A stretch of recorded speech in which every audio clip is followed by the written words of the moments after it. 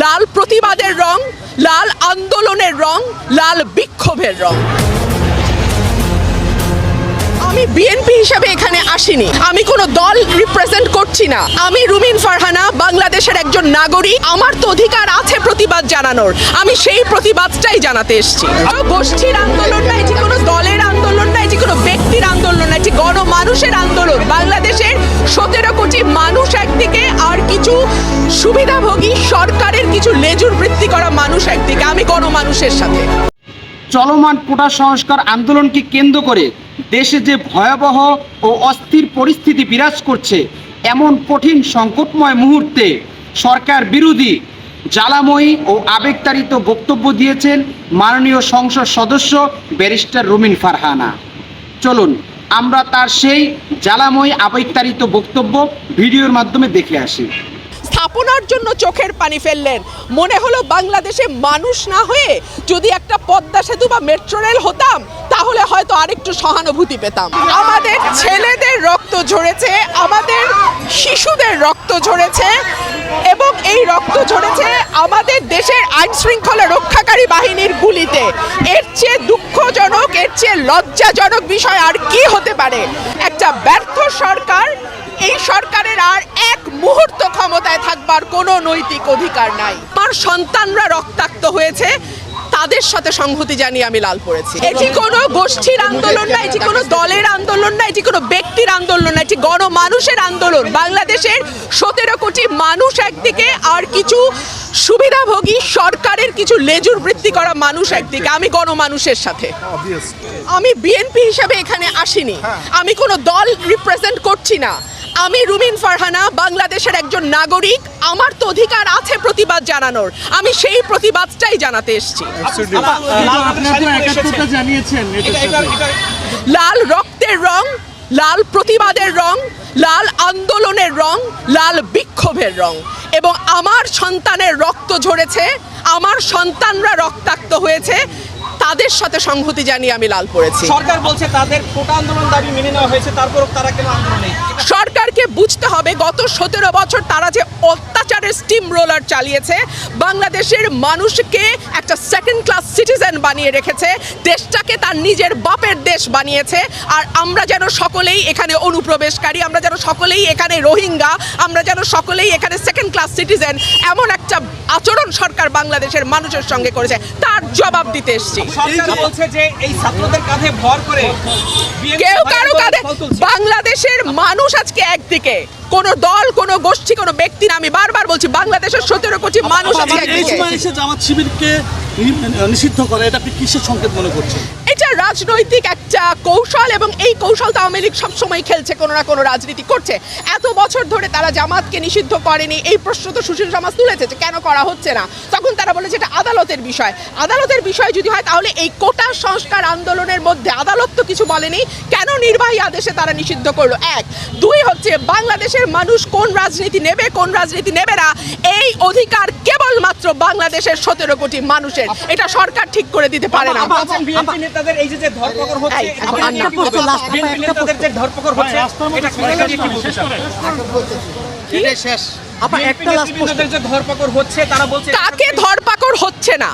BNP নেতাদের ধরপাকড় হচ্ছে, আমাদের বাচ্চাদের ধরপাকড় করছে, আমাদের নিরীহ জনগণকে ধরপাকড় করছে। ধরপাকড়টা করছে না কাকে? গণগ্রেপ্তার করছে, সাধারণ মানুষকে গ্রেপ্তার করছে। কাকে করছে না সেটা? আন্দোলনের মাধ্যমে আপনারা রাস্তা শিক্ষার্থীদের উপর ভর করে আপনি কি বলবেন?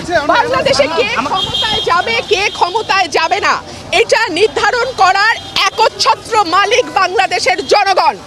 এই মালিকানা জনগণের কাছ থেকে কেড়ে নেওয়া হয়েছে বলেই আজকে মানুষ এতটা। অন্যদিকে কোটা আন্দোলন নিয়ে চুপ করে থাকেননি বাইরের দেশগুলো। বিভিন্ন দেশ থেকে বাংলাদেশে করা হুঁশিয়ারি আসলেও কোনো ব্যাখ্যা দিতে পারেননি প্রধানমন্ত্রী শেখ হাসিনা। এদিকে ভারতের মুখ্যমন্ত্রী মমতা ব্যানার্জি কোটা আন্দোলন নিয়ে কথা বলে বিপাকে পড়েছিলেন।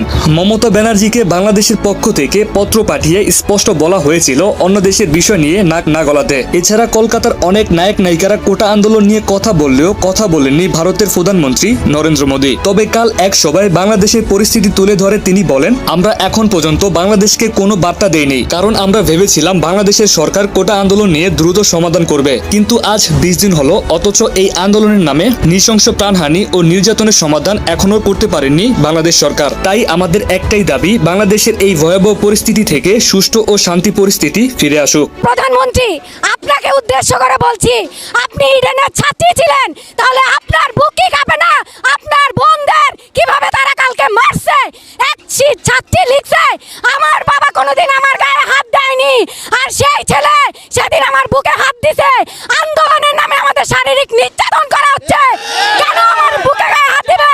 আপনার লজ্জা থাকলে আপনি বলতেন, কেন ইডেনের মেয়েদেরকে এভাবে মারা হচ্ছে? আপনি আন্দোলন করলে সুষ্ঠু পথে আন্দোলন করেন, আপনি কেন এভাবে? আপনি ইডেনে পড়ে গেছেন তো, তাহলে আপনি একটা কথা কেন বলতেছেন না? আপনি যদি নারী হয়ে থাকেন, আপনার কি বুক কাঁপতেছে না? আপনি কিসের প্রধানমন্ত্রী? আমরা চাই আপনি রাস্তায় নামুন, আপনি এইসব দেখেন, আপনার বাবা যে দেশ স্বাধীন করে গেছে, সেটা কি আদৌ স্বাধীন না নামে স্বাধীন? আপনার পিতা বলছিল, যদি মানুষের পতন আসে তাহলে সে পদে পদে ভুল করে। আজকে আপনি প্রামাণ্য প্রমাণ দিয়েছেন যে আপনি আমাদের রাজাকার বলে ভুল করেছেন, তার জন্য আপনার আমাদের কাছে ক্ষমা চেতে হবে।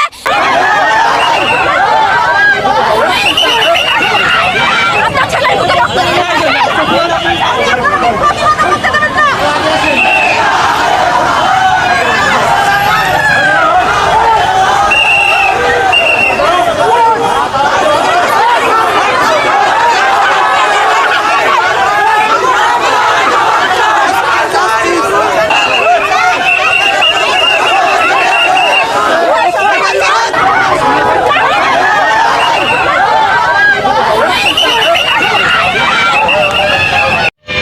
চলমান কোটা সংস্কার আন্দোলনকে কেন্দ্র করে ব্যারিস্টার রুমিন ফারহানা বলেন, লাল রক্তের রং, লাল প্রতিবাদের রং, লাল আন্দোলনের রং, লাল ক্ষোভের রং। আমার সন্তানদের রক্ত ঝরেছে, আমার সন্তানরা রক্তাক্ত হয়েছে, তাদের সংহতি জানিয়ে লাল পোশাক পরিধান করে তাদের মাঝে উপস্থিত হয়েছে। এ সময় রুমিন ফারহানা বলেন, আমি বিএনপি হিসেবে আসিনি, আমি কোনো দল রিপ্রেজেন্ট করতে আসিনি। আমি রুমিন ফারহানা, আমি বাংলাদেশের একজন নাগরিক, আমারও তো অধিকার আছে প্রতিবাদ জানানোর। আমি আমার সেই প্রতিবাদটা জানাতেই আমি ছাত্রদের সাথে আন্দোলনে অংশগ্রহণ করেছি। তিনি আরও বলেন, এটা কোনো গোষ্ঠীর আন্দোলন না, এটা কোনো দলের আন্দোলন না, এটা কোনো ব্যক্তির আন্দোলন না। আজ বাংলাদেশের 17 কোটি মানুষ একদিকে, আর সরকার ও তার সুবিধাভোগী কিছু মানুষ একদিকে। আমি বাংলাদেশের 17 কোটি মানুষের সঙ্গে সংহতি জানিয়ে এ আন্দোলনে অংশগ্রহণ করে আমি এর তীব্র নিন্দা ও প্রতিবাদ জানাচ্ছি। আপনি বাংলাদেশের কিছু স্থাপনার ক্ষয়ক্ষতি হয়েছে বলে আপনি চোখের পানি ঝরাচ্ছেন, কিন্তু অন্যায়ভাবে পাখির মতো যে গুলি করে কতগুলো সন্তানদেরকে মেরে ফেললেন, নিরস্ত্র নিরীহ সন্তানদেরকে যে পরকালে পাঠিয়ে দিলেন, এজন্য আপনার চোখ থেকে একটু পানির ফোঁটাও ঝরলো না। আমার মনে হচ্ছে, আমি যদি মানুষ না হয়ে, আমি যদি বাংলাদেশের নাগরিক না হয়ে, আমি যদি পদ্মা সেতু হতাম, আমি যদি মেট্রো রেল হতাম, তাহলে হয়তো বা কিছুটা হলেও সহানুভূতি পেতাম। আপনি আরও বলেন, আমাদের সন্তানদের রক্ত ঝরেছে, আমাদের শিশুদের রক্ত ঝরেছে, আরে রক্ত ঝরেছে আমাদেরই দেশের আইন শৃঙ্খলা বাহিনীর করা গুলিতে। এর চেয়ে লজ্জাজনক, এর চেয়ে লাঞ্ছনাকর বিষয় আর কি হতে পারে? এ সরকার এক ব্যর্থ সরকার, যে সরকারের অধীনে নিজের দেশের জনগণ নিজের দেশের আইন শৃঙ্খলা বাহিনীর হাতে নির্মমভাবে নিহত হয়। এমন ব্যর্থ সরকারের এক মুহূর্ত আর ক্ষমতার আসনে বসে থাকার কোনো নৈতিক অধিকার থাকতে পারে না। তিনি আরও বলেন, 17টা বছর এ স্বৈরাচার সরকার সাধারণ মানুষের উপর যে অত্যাচার, জুলুম, নির্যাতনের স্টিম রোলার চালিয়েছে, তারই বহিঃপ্রকাশ, তারই ক্ষোভ সাধারণ মানুষ আজ কোটা সংস্কার আন্দোলনের মাধ্যমে প্রকাশ করছে। এ দেশটা যেন তার বাপদাদার সম্পত্তি, এ দেশটা যেন তার একার নিজস্ব সম্পদ, তিনি একাই ভোগ করবেন, আর সাধারণ জনগণকে তিনি সেকেন্ড ক্লাস সিটিজেন বানিয়ে রেখেছেন। আমরা যেন এদেশে অনুপ্রবেশকারী, আমরা যেন এদেশে রোহিঙ্গাদের মতো। তিনি আমাদেরকে সেকেন্ড ক্লাস সিটিজেন বানিয়ে আমাদের উপর নির্বিচারে দমন পীড়ন নির্যাতন চালিয়েই যাচ্ছে।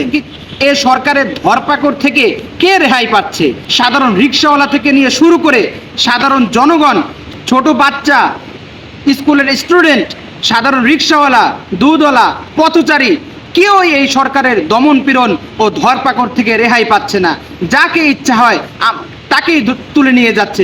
এমনকি নিরীহ মা বোনেরা পর্যন্ত এই স্বৈরাচার সরকারের ধরপাকড় থেকে রেহাই পাচ্ছে না। যাকে ইচ্ছা তাকেই সে তুলে নিয়ে যাচ্ছে। আজ রুমিন ফারহানাকে সাংবাদিকরা জিজ্ঞাসা করছেন, তাহলে এখন যে সরকার পতনের আন্দোলন ডাকা হচ্ছে, এ সরকার পতন হলে কে তাহলে ক্ষমতার আসনে বসবেন? এর উত্তরে রুমিন ফারহানা বলেন, কে ক্ষমতায় আসবে কে আসবে না এর নির্ধারণ করার দায়িত্ব কোনো রাজনৈতিক দলের নয়, কোনো ব্যক্তির নয়, কোনো গোষ্ঠীর নয়। এর নির্ধারণের একচ্ছত্র অধিকার, এর নির্ধারণের অধিকার হলো এদেশের 17 কোটি জনগণের। তারাই নির্বাচন করবে, তারাই নির্ধারণ করবে কারা ক্ষমতার আসনে বসার উপযুক্ত, কারা উপযুক্ত নয়। যারা উপযুক্ত তারাই তাকে নির্ধারণ করে ক্ষমতার আসনে সমাসীন করবেন। শুধু তাই নয়, কোটা সংস্কার আন্দোলনে আসা এক বোন যুদ্ধ কণ্ঠে বলছেন, মাননীয় প্রধানমন্ত্রী, আপনি তো ইডেন কলেজের ছাত্রী ছিলেন, আপনি কিভাবে এই বিষয়টা বরদাস্ত করবেন যে ইডেন কলেজের একজন ছাত্রীকে কোটা সংস্কার আন্দোলনকে কেন্দ্র করে আপনার সরকার দলীয় লোকেরা এসে তার বুকে হাত দেবে, তাকে শারীরিক নির্যাতন করবে? আপনিও তো একজন মেয়ে, আপনি মেয়ে হয়ে কিভাবে একজন মেয়ের এরকম শারীরিক নির্যাতন, এরকম অন্যায় অবিচার, একজন মেয়ের সাথে এভাবে টর্চার কিভাবে আপনি বরদাস্ত করতে পারেন? শুধু তাই নয়, মেয়েটি আরও বলছে, আপনার বাবাই বলেছেন, বঙ্গবন্ধু শেখ মুজিবুর রহমানই বলেছেন, যখন মানুষের পতন এসে পড়ে তখন মানুষ পদে পদে ভুল করতে থাকে। আমরা দেখতে পাচ্ছি আপনিও পদে পদে ভুল করেছেন।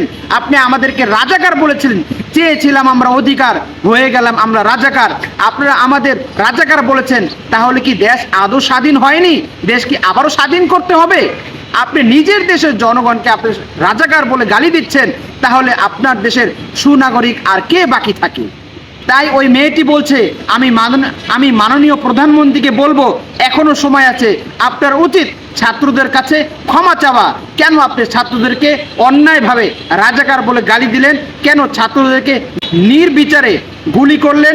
কেন ছাত্রদেরকে নির্বিচারে অন্যায়ভাবে বেধড়কভাবে পিটানো ও গুলি করার আদেশ দিলেন? এই জন্য আপনাকে অবশ্যই জাতির কাছে ক্ষমা চাইতে হবে। এমন জ্বালাময়ী বক্তব্য দিয়েছেন ইডেন কলেজের এক ছাত্রী।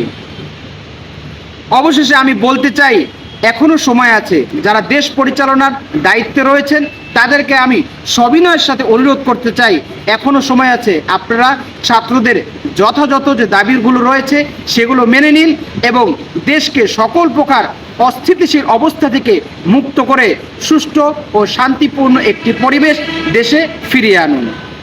এই বলেই আমি আমার বক্তব্য শেষ করছি। আমিন ওয়া আখিরু দাওয়ানা আলহামদুলিল্লাহি রাব্বিল আলামিন। ওয়াসসালামু আলাইকুম ওয়া রাহমাতুল্লাহি ওয়া বারাকাতুহু।